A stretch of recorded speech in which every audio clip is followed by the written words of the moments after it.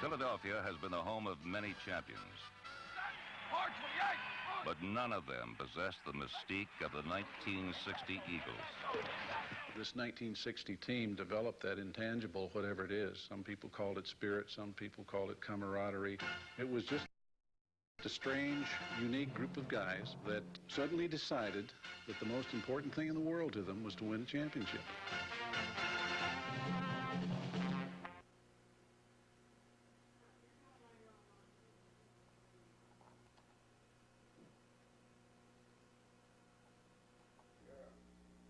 Philadelphia game, 1960. Is that a game that got away from you? Got away from Vince. Yeah. See, we were, you know, we were all young.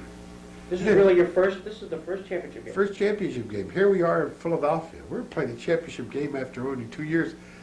Hell, we have a group of people, I guess I'm the oldest on the team, going in to play for the World Championship. And he came there in 59, and here we are 60, we're playing for the championship. And I guess it was disbelief, somewhat. We were trying to pinch ourselves to realize, yes, we were there. And maybe we were more thinking about where we were instead of what we were playing for. But we learned after that game, because after the game, he says, we will never lose another one. And you had to know that he meant it. Yeah. It was an exceedingly close game. Oh, yeah, it was 10-7 or 13-6. 17-13, yeah. 17-13, something like that. Yeah. I remember, because I see Chuck Benerick, who played on that team at the time. He only lived a couple of miles from me, so I was going to have to live with him. It's part of life. Well, you can show a few more rings than he can. Well, yes, but I'll tell you, Chuck was a hell of a, because, you know, he's in the Hall of Fame too. He was playing in a, you know, at that time I didn't think about it, but he was 36, and I was 26. I mean, that's a lot of years. And Van Brockman was the... Dutch, yeah. Yeah, he was a great quarterback, though. I mean, you talk about all the quarterbacks in National Football League. And Dutch was unusual because he would do what the hell he wanted to do, and he didn't care what anybody else cared. He did what his abilities allowed him to do. You know, it's interesting, in a time period, Bobby Lane would have probably fit that same category. See, the quarterbacks, Wyatt Tittle. Yeah. You know, Wyatt Tittle is of the same role. Bobby Lane, you know, they're all those rebel-type quarterbacks that's going to go out and look at you and beat you. Yeah. You know, knew they could beat you if they just get a few of the hits.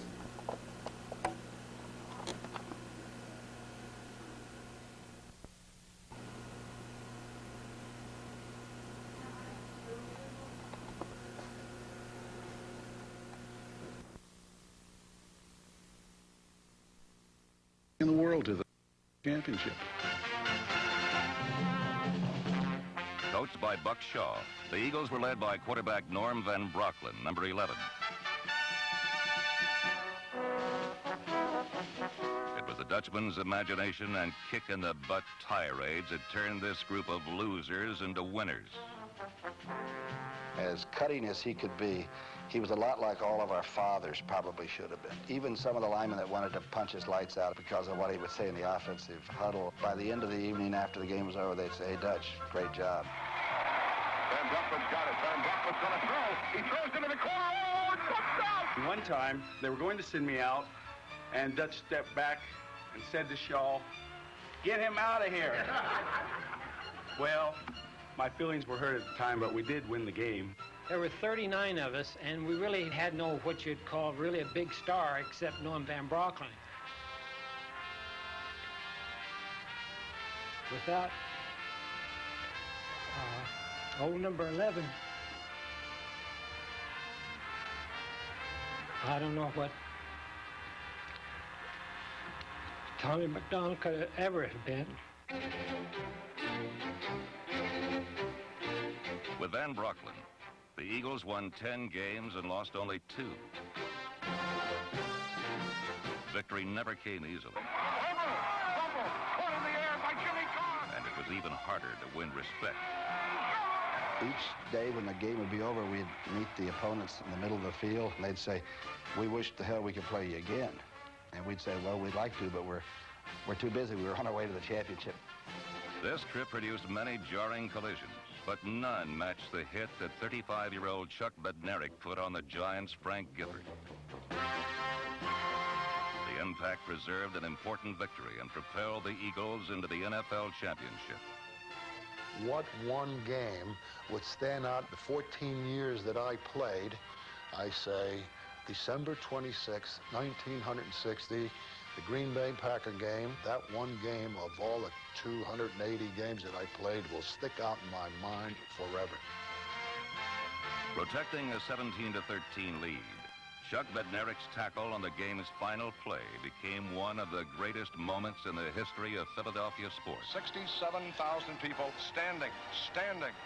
What an electrifying finish to a great season and a great game. Stars up over the ball. This will be it. Stars back to throw. He takes time. He throws over the middle. It's caught at the 15. Running hard to the 7-yard line and down on the 7. I could see the clock going 11 and 10, and he's squirming and kind of, we're stalling for time. It was 2 and 1, and I looked down at him and told him, "You can get up now, you blankety blank. This game is over." The game's over. The game's over. The Eagles are the champions of the world. Listen.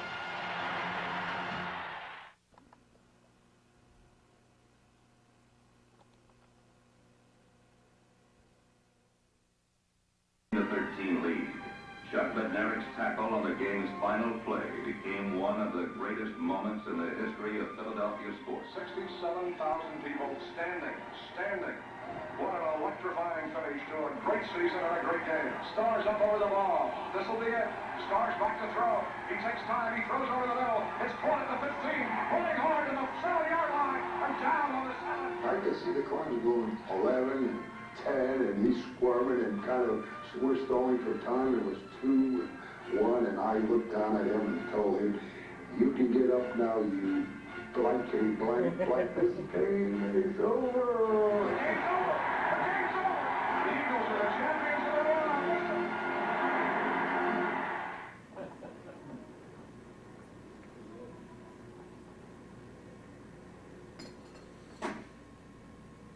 You heard the game, Jim? Very well. You were there. Well, tell us a little bit about it. I mean, it's probably the perfect segue as the starting offensive tackle for the 1960 world champion Philadelphia Eagles. Well, we were never supposed to be there. It was either supposed to be the Giants or the Browns, or they were the main teams at the time. And we just we lost our first game in Philadelphia to the Browns. They beat us badly. It was like 40-something to 12. And after the game, Van Brockman got up and stood in front of us, and he said, "It's the worst game I've ever played in my life." He said, "I'll never do, this will never happen again." And then we won every game after that first game. We lost one more game to Pittsburgh, and up in Pittsburgh, the Steelers, playing in a snowstorm, and they had Bobby Lane, but it was just, the Eagles and the Steelers are always that way. The Eagles always win in Philadelphia, and the Steelers always win in Pittsburgh. And home team advantage is always a factor, no matter where you are, especially in football, especially with your crowd behind you. It really does make a difference. Talk to me about Van Brockman.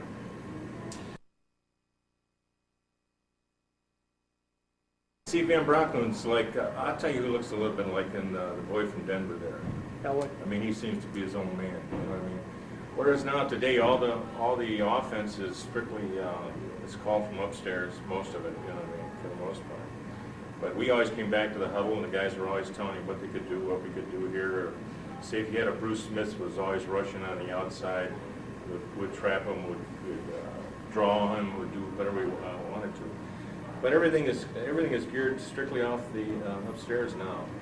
And Van Brockman, he was a very, very smart individual, and he knew all the secondaries, and he could just tear them apart, you know. And that's how Jurgensen became such a good quarterback, just playing under him and watching him and being in meetings and everything like that. But he was definitely the boss, which the great quarterbacks are, you know. He threw more than one of us out of the game.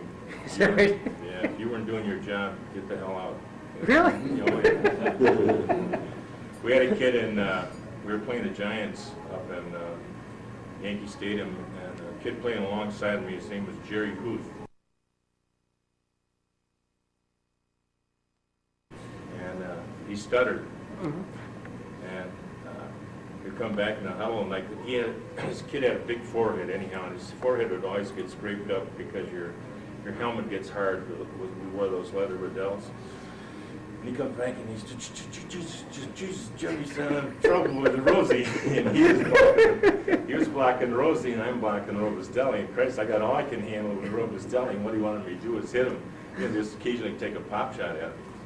And I'll be damned if they had what was called a giant blitz, and all that meant was line would go one way, the linebackers would go another, and they would rush all the different holes, all the different openings, not necessarily the people. And it was a hard thing to block, you know. But the big thing you had to know was when the play was called, like it was set, hut 1, hut 2, 34, and then you go just like that. You had to know whether you're going right or left. If you went the wrong way, your man came in. And Jerry screwed up 2 times against his Rosie career.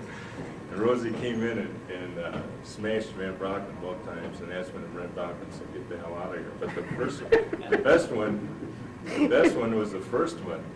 And when he came in the first time, Van Brocken got caught, and Rosie just rode him right into which is the mound, the pitching mound. Yep. And it's all this it's a different sand. It's a rough sand, you know. The mound is gone, but the sand is still there. So he just ground them in there, and all Van Brocken had on was a bar. So we're walking back the huddle, and everybody feels bad. He got caught, 12 yards back. And Van Brocken got up, and he got in the huddle, and he said, "You goddamn guys couldn't block my mother." And everybody just standing there, nobody saying nothing. But he said, "My mother was a hell of a footballer." And he said, "Just get going, And so we ended up winning the game. In fact, that was a game that, I think that was a game that Frank Gifford went out on, But you have so many good stories of ball players and things that happen, it's just so funny. We had a boy who had a real high voice, played guard on the other side of the line, on the other side of the center. And he, I won't tell you what his name was.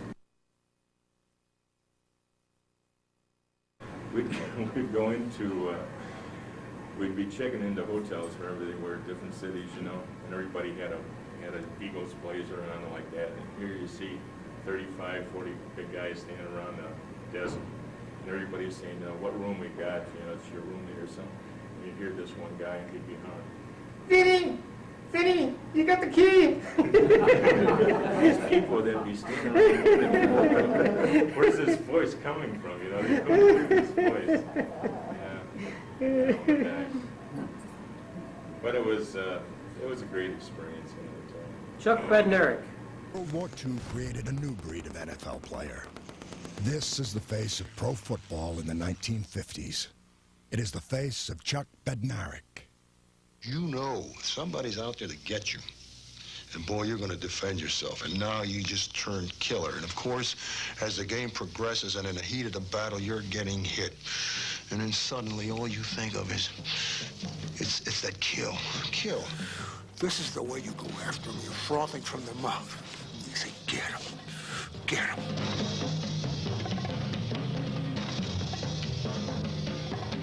A first-generation son of Slovakian immigrants, Concrete Charlie had hands hardened by war. Hands first forged in the shadow of his father's steel mill. Hands once held by a mother who had known only hard times. Looky here, there, you're on television. Co oni tu robia, hejže? please. Well, he was tough. And they, lots of kids wanted to fight him.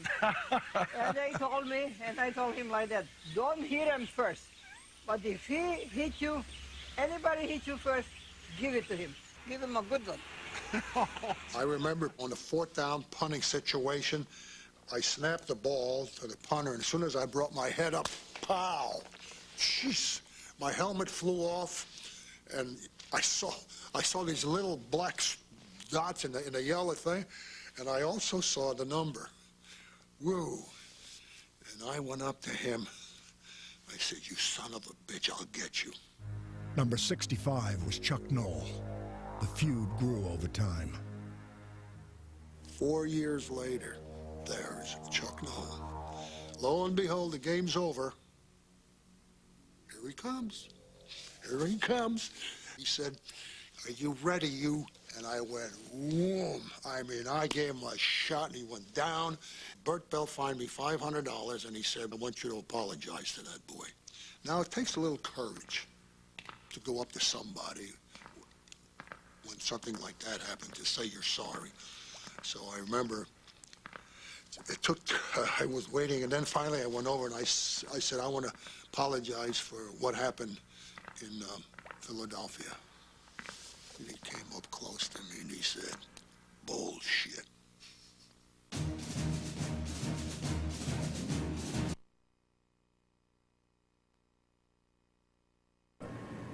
Tremendous football player. He was Mr. Philadelphia. When they said, when Tommy just mentioned that Van was Bednarik was really had more fans than Van Brockman. Van Brockman, when he ran out on the field, you know, he gave him the finger. That's the first thing he did.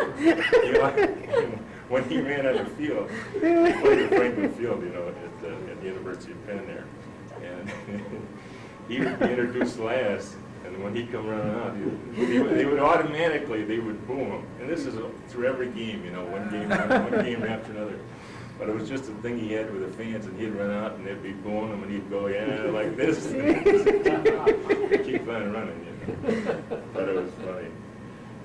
I had a funny experience when we played up in Cleveland, or we played up in New York. I'll stick to the Giants and tell you this one. We played with the Giants, and we beat them 13-10 up there, which they just completely blew them away. They couldn't believe they could get beat up in Yankee Stadium. And then the following week, they came down and played us. And so they come down, and we figured we're going to win the game. You know, we're all hepped up and all that. Game's 5 minutes old, and they're ahead 17-0. This Y.A. Tittle throwing a couple of touchdowns and all that. And so we're madder than hell. And we're up. And we're mad at the defense because they let them score, you know, and it's 17-0. How the hell are we ever going to get this score back? So we're out on the field, and I'm the captain of the wedge on the kickoff. And I'm just saying everything. I don't want to repeat what I'm saying, but anyhow, I'm just telling them everything. And I said, "I don't care. I know I'm after this guy who played my position. His name was Rosie Brown, a tremendous ball player. Played for the Giants for years. But I was so damn mad, I was going after him. His number was 72. And I said, "Wedge right." And they said, "How come you're calling it right?" I said, "We're going right. I don't care where the hell the ball is. We're going right." Because I had him already picked off, you know. So this is how stupid your mentality is. It's just like being in the Marines. You have a mindset that you can't get hurt. You know, you can do anything. And so they lined up. The ball came down. We went to the right. I started running towards this Brown. Well, naturally, you normally would go to the guy and then go down, gradually go down and hit him, you know. But right at the last second, he realized what I was doing. I was just going to run right through him. I'm going straight on, and I'm just going to run right through him. And that's just exactly what I did. And when I got to him, his eyes got like this, and I hit him underneath, knocked him right out. Now, it's right in front of my bench, right? Van Brockman comes out and jumps on me, and he says, "Greatest goddamn block I ever saw in my life." Jesus, he's going on, you know, he's laying on me on the ground. The only thing that saved me was I knocked Brown out. See, so they're coming over there and they're fixing, they're taking care of it. Now I'm trying to get up. I'm so goddamn goofy. I don't even know where the hell I am. You know what I mean? And I get up, and they're still there, boy, oh boy, what a block, and all this stuff, and I'm going back to the huddle, and I can't get my breath, I can't do anything, you know, I'm in the huddle, and I'm saying, Jesus, God, I hope we get another 3, 4, 5 minutes. But that goes to show you that you gotta have that mindset when you play the game. If you're gonna do a good job and excel, you know. But that's just a good little story to tell you. The thing I don't like about today is maybe you've read some of the articles. There's an article with Tom Landry and Roger Staubach, how Roger Staubach would always go against Landry. Landry actually started all this as far as everything being called from upstairs, you know. And you can't knock Landry's success. But many times Staubach would, he'd call him to play, and Staubach would say, the hell, you don't need to just run his own plays. As long as he got a touchdown, I guess it was okay, you know. But, Jim, how did you get started? Let's talk about Jim McCusker. Were you born? Why don't you give us a little bit of biography? Well, I grew up in the north side, grew up on Kingsbury Street. Originally grew up on 15th Street, was what they called the Swamp Rats, you know. And then moved up on Kingsbury, went to Washington. Coaches there were Harold Rubens, Tex Stain. In fact, I always give, you know Rubens, you must know Rubens well. I always gave Rube he's the one that actually kept my career going as far as football. When I got down to the high school, back then you started practice, it was probably a week before school started. And so I went down and I was practicing as the varsity, and then school started, and I was working at Loblaws, the 3rd and Pendergast over here down this. School started, and I was getting into classes and that, and I said, I got too much going on, I don't think I'll go play football. So I quit the football, and went along about a week, and I said, I definitely missed the football. So I go back, and Walt Colburn was the coach, and I'm in the office with Walt, and Walt's telling me, you can't come back, and I pleaded with the coach, just won't you let me come back now? I didn't do it. Luckily, Harold Rubens walks in the door, and he says, what's going on? And Colburn's telling him, you know, he says, we won't take him. He says, I'll take him, because we had a sophomore team and a varsity team, you know. And so he put me, I got on the sophomore team. So they let me stay on the sophomore team, so kept my career going, you know. So I took off from there. Then I went on to Pitt. I went on to the University of Pittsburgh, which at the time was quite a powerhouse, you know. They travel all around. Who's your coach there? Mike Lawson. Mike Lawson? Yeah, Mike Lawson. And we played everybody. You know, we were like Notre Dame. We were just the big independent. One of the great things about it was I got to see the whole country by the time I was 21 years old. You know, we would play a couple games on the West Coast, play down in Texas, play down in the Deep South, played Miami. We always ended up playing our last game against Miami. But you really got to see the country by the time you were coming out of college. But why Pitt? I was in engineering. I started off in engineering. It was either going to be Pitt, Syracuse, or Brown. Those are the 3 schools I picked. But I went to a lot of schools, something like that. But that's what I narrowed it down to. And why I picked Pitt, I don't know, other than the fact that I definitely wanted a good school.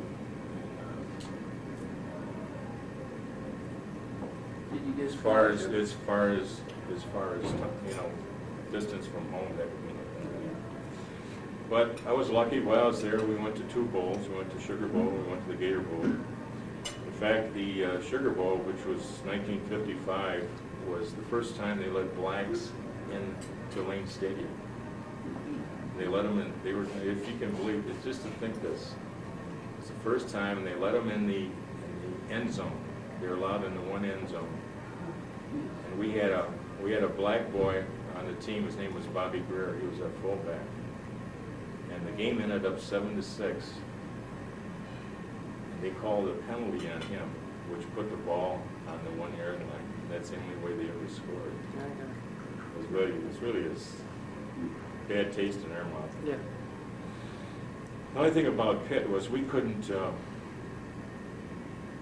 we couldn't score, but nobody could score on us. You know, that was we always had a great defensive team, but we didn't know what it was to get to the end zone and score points. Did you play defense as well, Jim? Or just both? We played 60 minutes. Defensive tackle? Which, yeah, defense and offense, which that's one part I wouldn't like today, you know, because today you're an offensive player, or else you're a defensive player. And I just think to play the whole game and know everything about it, you're just that much better a player. Yeah. Myself.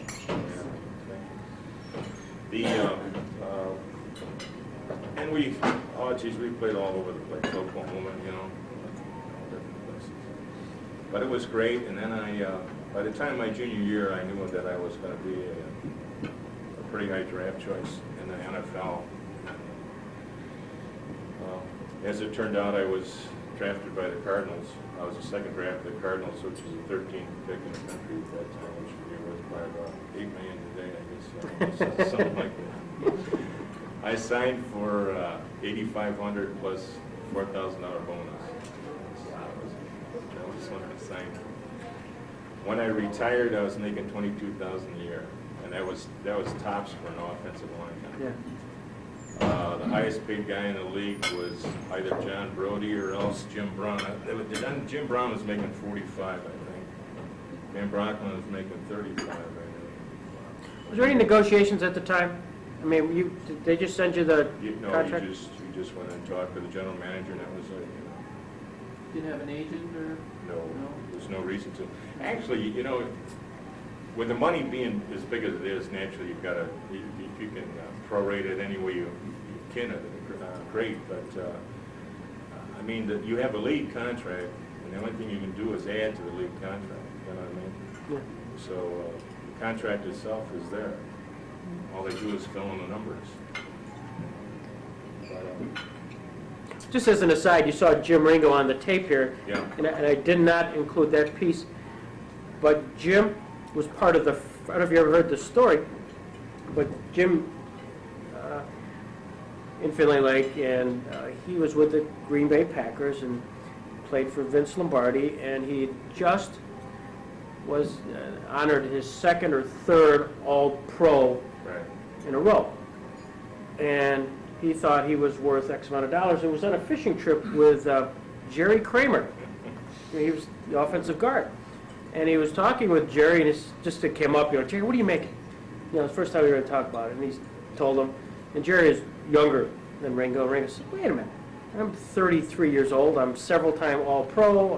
We had a championship year. I should at least be making what this guy makes. So he goes in and talks to Lombardi. And Lombardi says, no, you're going to get X. And Jim didn't like that very well. And Jim hired a lawyer.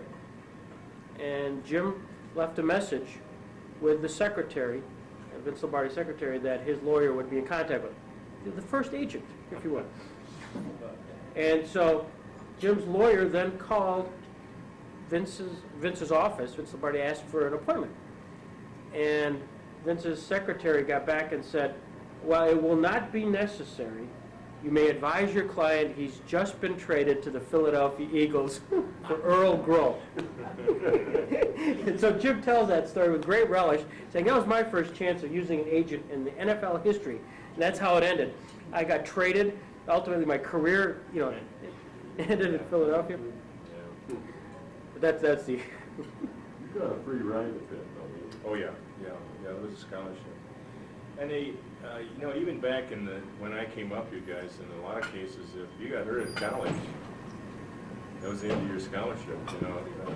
That was a key factor, too. I mean, you had to be you had to make sure where you're going as far as college, you know what I mean?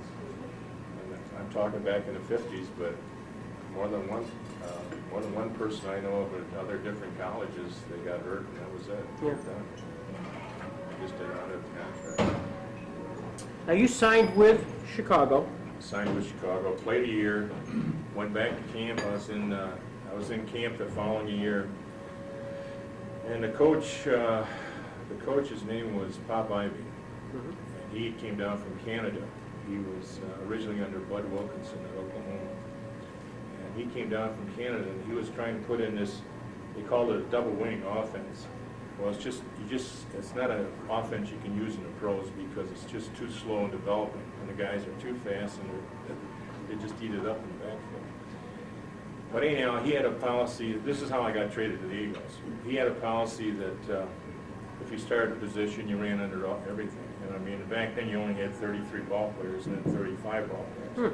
So you ran under your own punts, kickoffs, everything like that. Today they've got just guys that do that.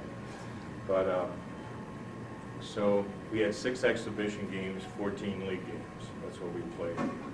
And they, this was his policy was not. We were up in Seattle. We were playing the 49ers, and we were lining up for the teams. And he called out the punting team, and they had told me they wanted to start this kid. He was their #1 draft choice out of Iowa. He was just a massive guy. He's about 6'10", 6'11", just huge. He looked like Humphrey. Remember the comics? That's what this guy looked like. And he drafted him as their center, as our center. Well, he was just getting eat up. And so they thought they're going to try him at tackle. And so the coach came to me and he says, we're going to start him at left tackle.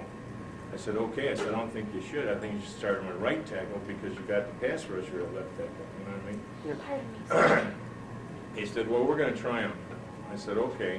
And that was that. But then they lined up for the punting team, and they called left tackle position. They said, McCusker. I wouldn't go in. They said, McCusker, get in here. I said, hey, it's your rule. You said if he's good enough to start, he can run under his own goddamn punts. I said, I'm not running under punts for him and have my leg. And I walked. We were in the University of Washington's field house. So I walked off the field, and the coaches all came to me and, you got to go apologize. You got to do this. And I said, no way. I said, that's his rules. So that's when I was traded to the Eagles. Best thing could ever happen. That's right. That happened to me. Speaking of the Cardinals, my first year, listen to this. We won our first 2 games, and in fact, that was the last year of 12 games. We won our first 2 games, and the second game we won was against the Redskins. We were in Chicago in the park at Comiskey. It was a night game, and I thought, boy, this is great. NFL, we won 2 games. We lost the next 10 games. Every damn game we lost. And by the time I came back that following year, I just, you just wondered if you were if I should keep playing or to just get out of it and get started in business or something. But it was many great memories. Philadelphia, your coach there was Buck Shaw? Buck Shaw, yeah, who was a great coach. One thing I want to really portray to you is that don't ever believe that you've got to have good players, but you've got to have that head coach.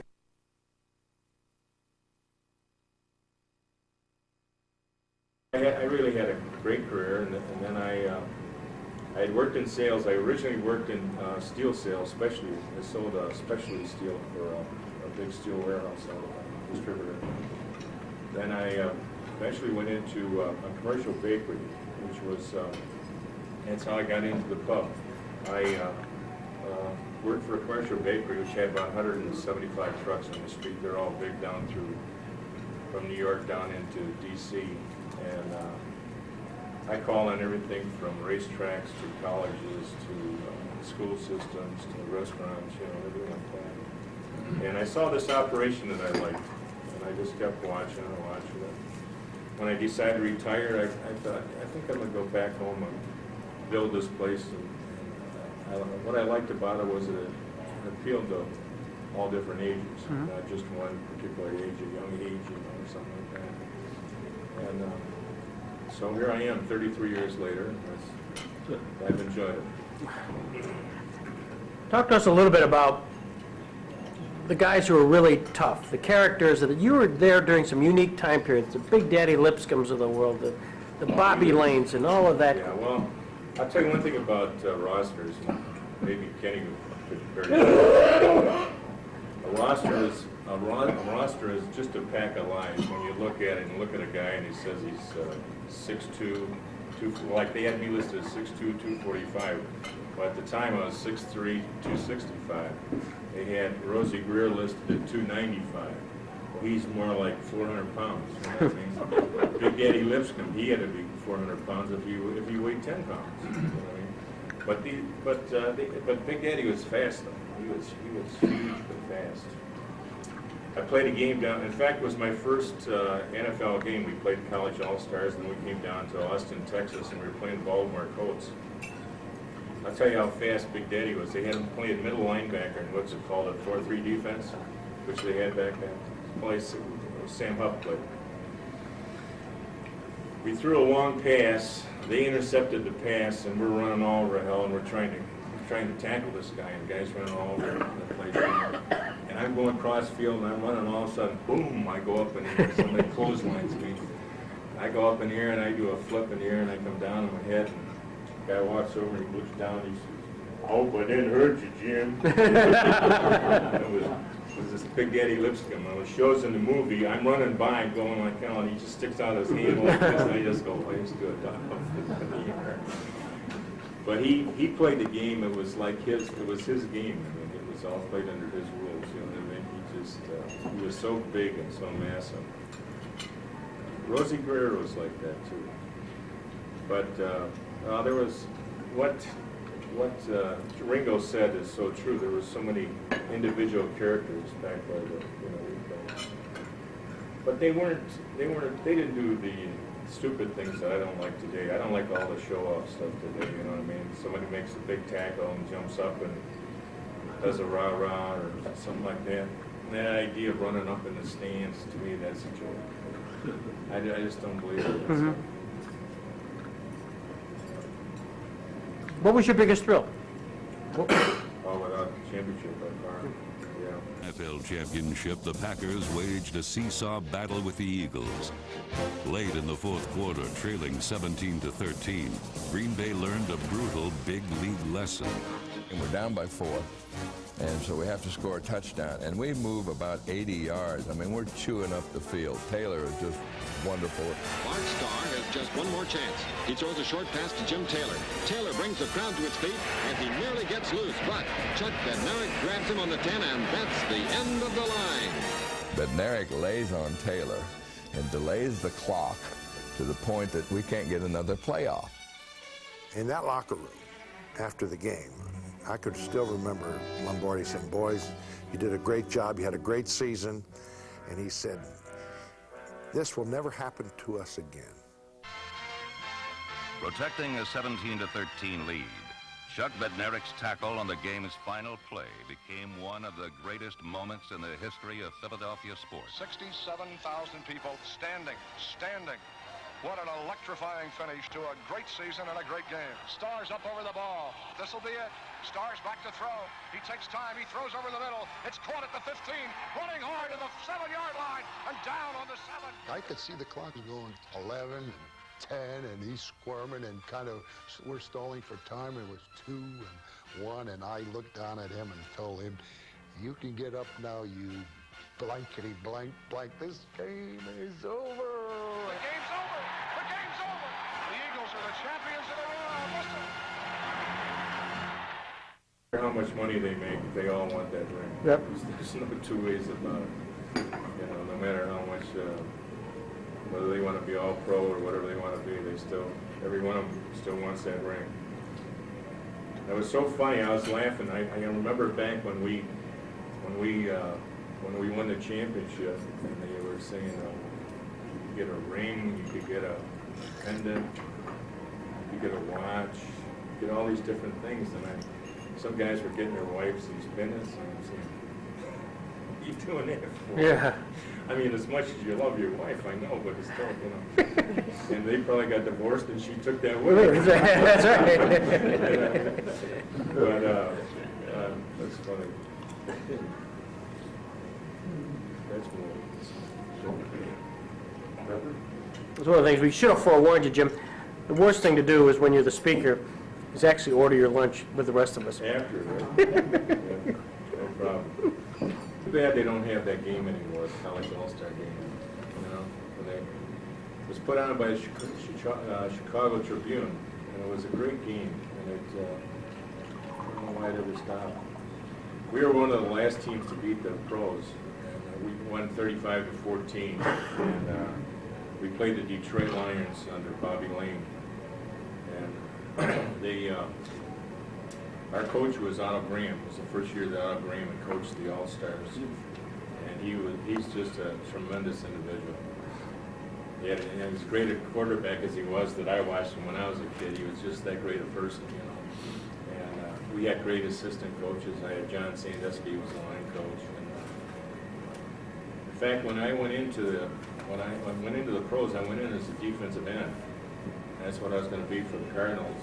And when I was down in camp with the college All-Stars, they called down one day and said, put McCusker at left tackle. And I immediately went from defense to offense. And I was really upset because I had never done any pass blocking to speak of, you know. At Pitt, we only had what's called play-pass action. All you do is shoot out, hit the guy, knock him down. But I never did any of this drop-back passing. And John Sandusky was the coach. Of course, he's been an all-pro offensive lineman for the Browns for years and years. And he said, I'll work with you. So he spent 2.5 weeks with me that I was there with him, you know. He taught me all kinds of things, which really was added to my success, you know. But so then I became a tackle, offensive tackle. But believe you, you have just as much fun or just as much satisfaction making a great block as you do a great tackle. Yeah. You see, all of a sudden, you see that halfback running down across that goal line, or else you're blocking a defensive end, and all of a sudden, they're walking down the field and they're swearing at each other. Jesus Christ, who the hell missed that guy? What the hell? And you're walking down the field and just laughing at him, you know, as you walk down the field. Sam Huff, what's that mean to you? He was a great player. He, of course, I knew him in college too. He was at West Virginia when I was up there. He was a tremendous player. He had a real high voice, you know. Did you know that? Yeah. Wasn't he Jim Brown's nemesis? He played the Giants. Jim Brown never did anything against him, but it was his sole responsibility. Yeah, that's right. That's true. But that's where they set up their defense, you know. That's exactly what they did. But I'll tell you one thing, I'd hate to play Jim Brown every week. Believe me, he was without a doubt the best athlete I've ever seen. Yeah. Mitchell, who do you think you are? We're getting ready to play a football game and you're coming down late to get this bus. You're hurting our football, just so you know. And Jim Brown is standing like this. Now Jim know he is talking to him. All the things he wants to say to Jim, he is saying through me. It was tough for Paul Brown to attack Jim Brown in front of other players because Jim was so bigger than the rest of us because of his talent and his intelligence and his ability to control situations. He wasn't a person that you could just, you should have ran that play this way, or you know, you couldn't do that to Jim Brown. And Paul Brown had one person that was different from he'd ever had, and it was tough for him. Individual self-expression versus organizational discipline. As the NFL was coming of age in the late 50s and early 60s, this conflict was symbolized by the struggle between Jim Brown, the era's greatest player, and Paul Brown, the era's greatest coach. Paul, in a sense, entrapped himself. He may not have stayed abreast with the mindset of the athlete in those days, and he expected the things to remain much as they had been, in which there was much discipline, much as the military in World War II had, in which he could count on the players just responding to his every request, and that they would be there when he needed them. It was said that Paul Brown answered to himself and to God, so long as God didn't try to call any plays. Paul Brown called all plays. He sent them in because he felt that he would know in a situation better than the quarterback. We disagreed on that totally as a team. The players were united against him to have him open up the offense and do things that were more innovative. Players always talk among themselves and always think they know more than the coach, and we were no different. But then what happened was that Art Modell came in, bought the team, and that was the end of it because Art eventually got rid of Paul. In 1963, Art Modell replaced Paul Brown with Blanton Collier. Collier said, "I think the boys like to feel they have a part in running the thing." That year, Jim Brown set a new all-time single-season rushing record. I did have a resolve to show the general public that Jim Brown was not a player that needed Paul Brown necessarily. And I had the freedom of Blanton Collier, so I was able to express myself fully.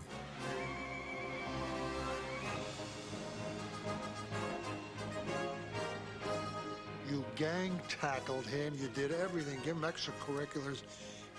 He'd get up slow, look at you, and walk back to that huddle and wouldn't say a word. Just come at you again and again. You just say, what the hell? What's wrong with this guy? For heaven's sake, when is he going to stop carrying the ball? How much more can he take? Greatest run that I ever saw, Jim Brown went left and he came back right and he came back left, and our guys kept hitting him and they kept falling off. He bounced back and he scored. And I'm on the sideline and I just have never seen anything like this, and I'm saying, wow, go! And then I realized that I was on the wrong side of this deal. Until you lined up next to this guy and watched him time after time make it come out all right for the Cleveland Browns, you can't fully respect how good he was. If we had the capabilities today to show him from 15 different angles, people would say that was not a human. He was 6'2", 245, and he could run like a deer. I mean, he's just unbelievable. And I sat and watched many movies naturally out there, you know, of different things he did. I saw him run an end around against the Redskins one day, and I swear at least 15, 18 guys hit him, and all he did was keep spinning, you know. He just had that power in those legs, and then eventually just broke free and went 50 yards.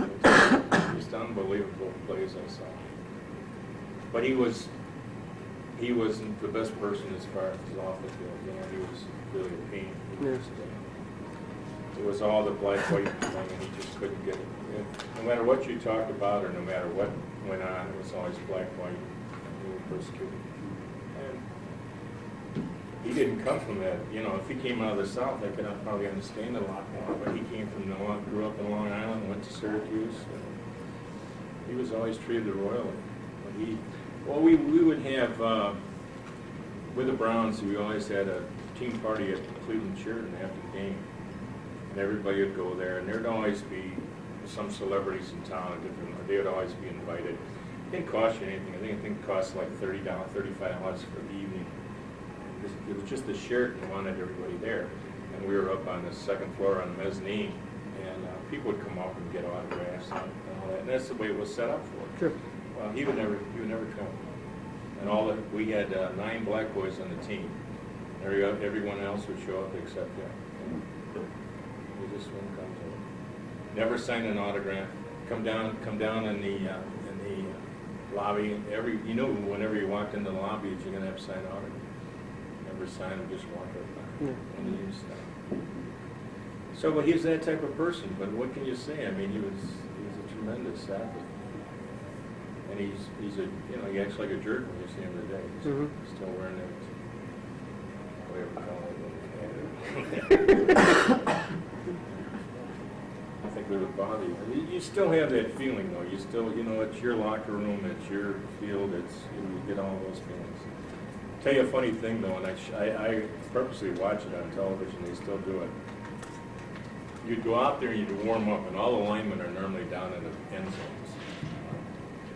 And so when you're down there, all the referees are walking around, they're checking your arms and see if they can find anything that they got the wrong type of pad on or what you have on, all this type of stuff.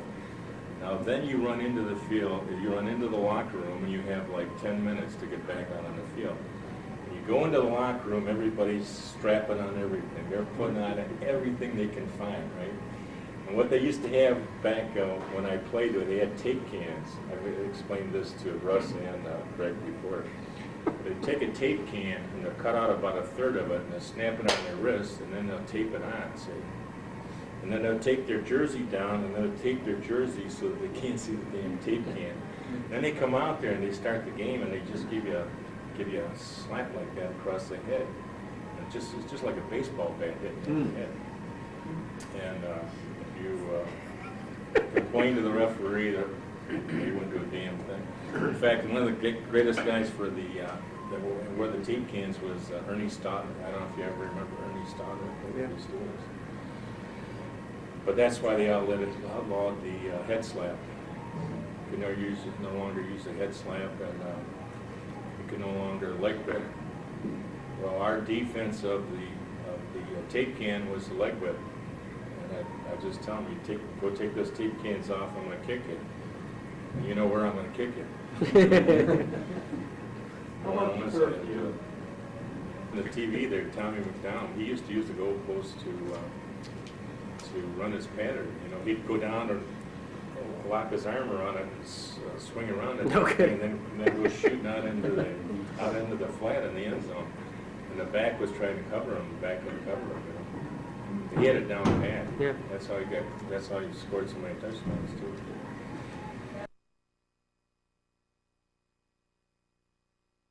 At a certain play, I can't remember what it was. It doesn't really matter. But it was a crossing pattern, but it was a deep pattern. And Tommy would go down, Pete would go down. Pete Retzlaff was the other guy that was on it. He'd go down and go across, and then Tommy would come down behind him. Whenever they would call this play, they took what was called a 7 count. Now, 7 count's a very long count in pro football. They would take a 7 count. I hate to tell you how many touchdowns we scored on this play. I mean, I'm sure they hated to see it coming, and they'd always know it was coming.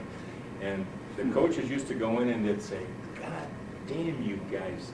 Every time he calls that play, you give him a 7 count. Where the hell are you the rest of the game?" You know, because somebody's breaking down here, or somebody's breaking down here. But it was always when they called this one darn play, and it took so long to complete it.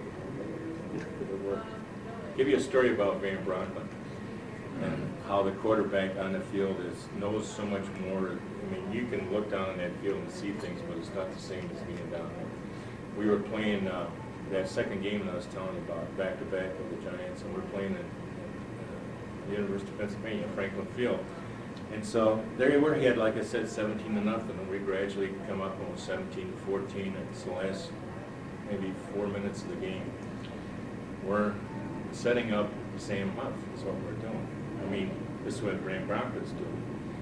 And so he ran a play purposely up around the 40-yard line. And we stuck the fullback through the line, and we wanted to see what Huff would do.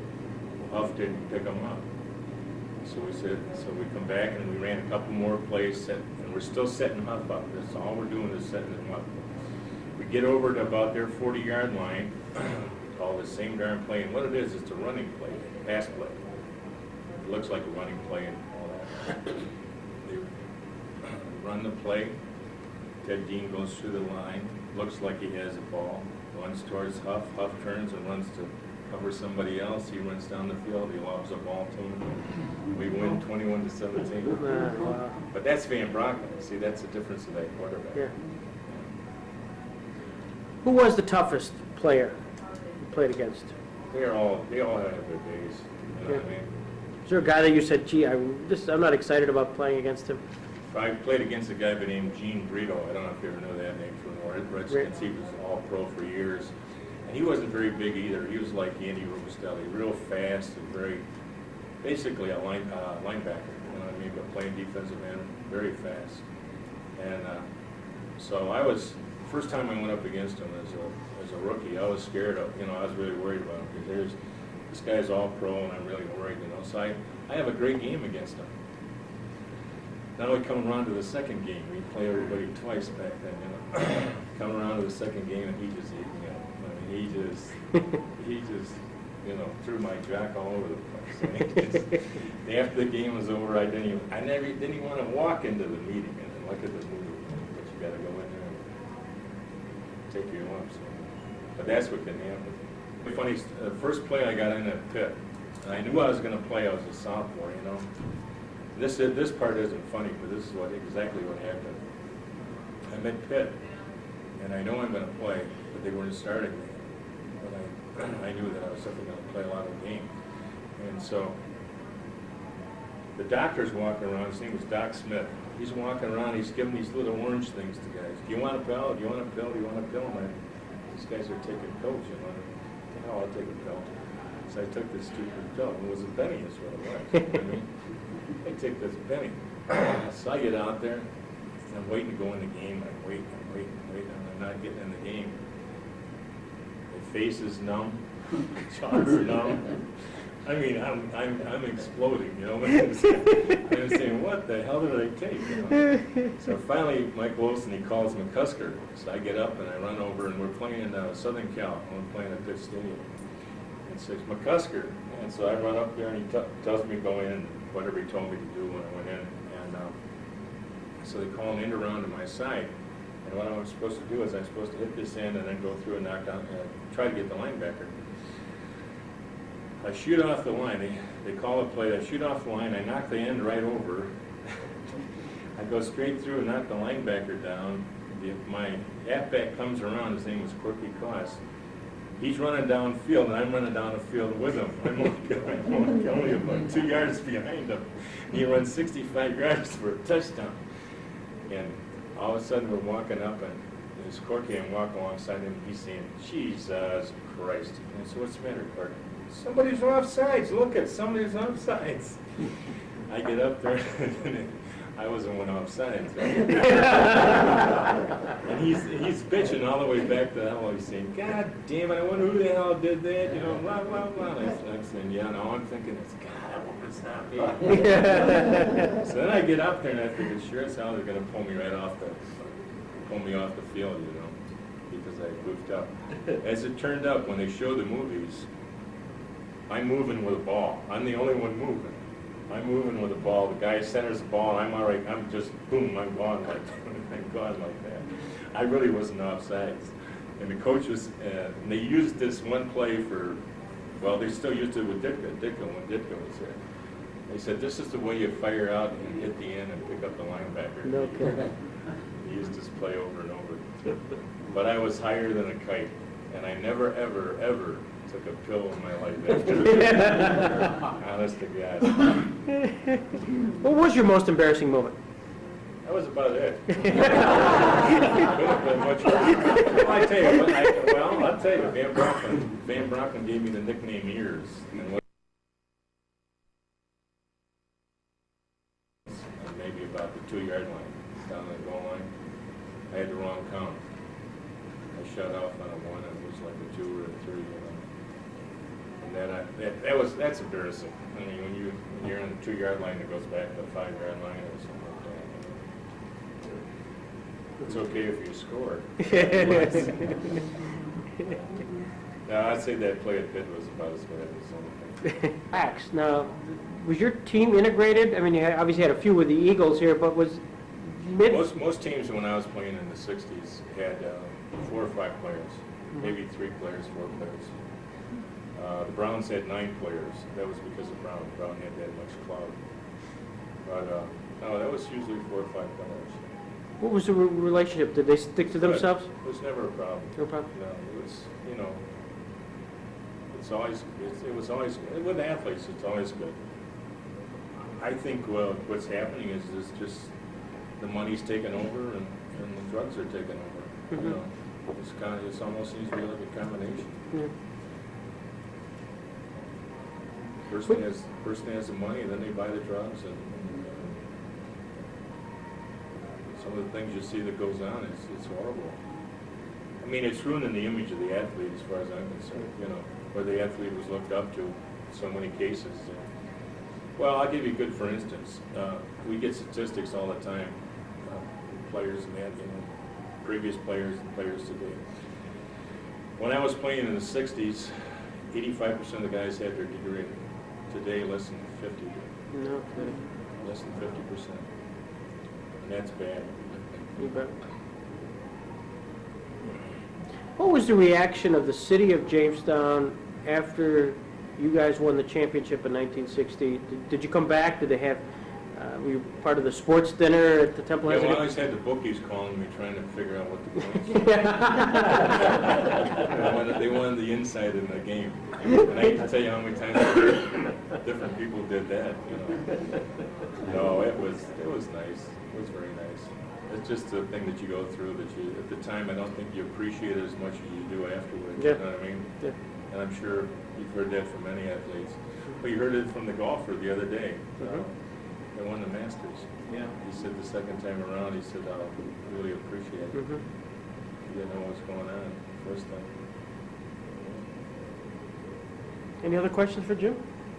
If not, I want to thank you tremendously for doing it. It was just terrific. It'll also warm up your food, Jim. No, that's okay. Get it always back.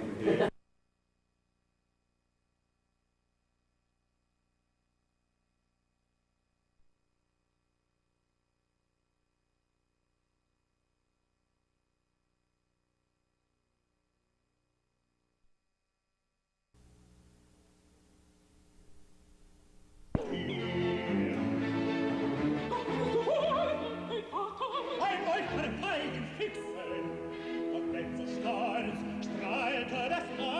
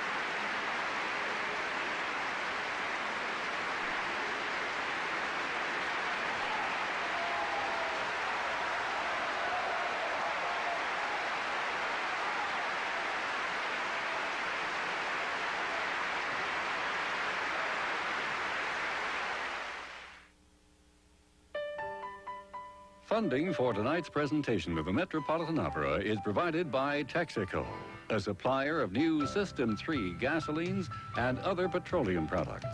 Texaco, star of the American road. And your ticket to the Met for 50 seasons. Additional funding is provided by Eileen B. and Pierre Clysons and Cynthia Wood, the National Endowment for the Arts, and the Charles E. Culpepper Foundation. This is PBS, the Public Broadcasting Service. He had been born Joseph Vissarionovich Djugashvili, but to the faithful he was known by the name he took, the Man of Steel, Stalin.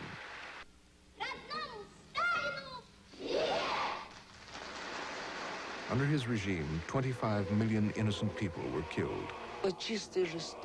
It was sheer cruelty, which even went against the interests of the state, of society, of the very system which Stalin had created.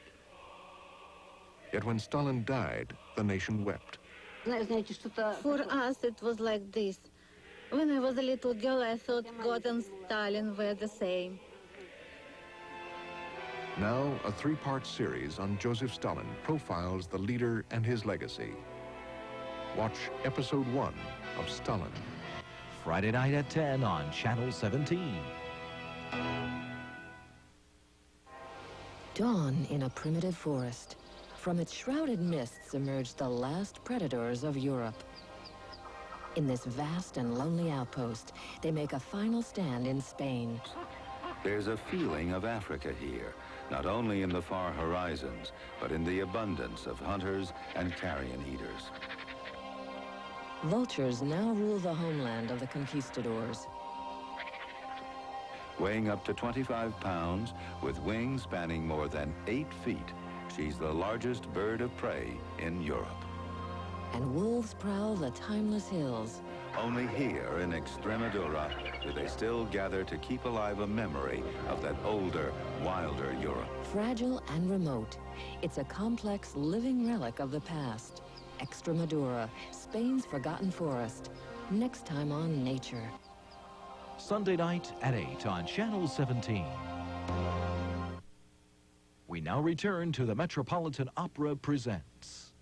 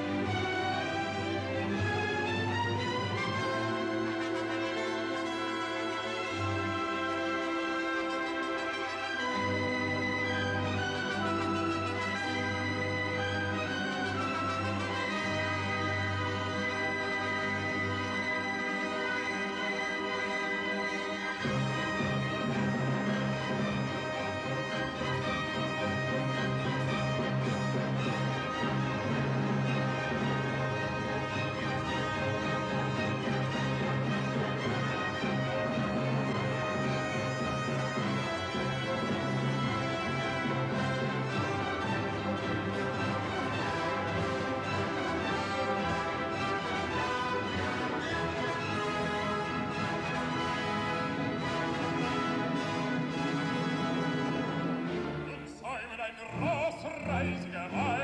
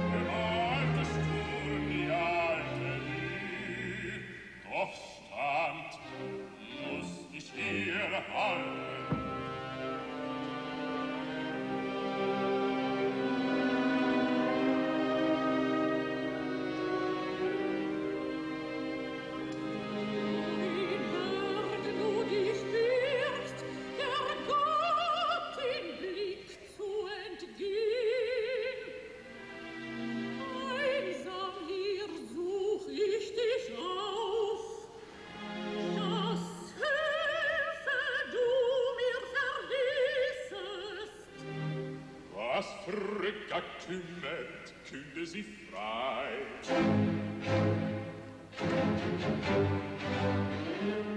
Ich vernahm nun nix Not, aber rief mich an. Herr Ehelitarin, hört ihn.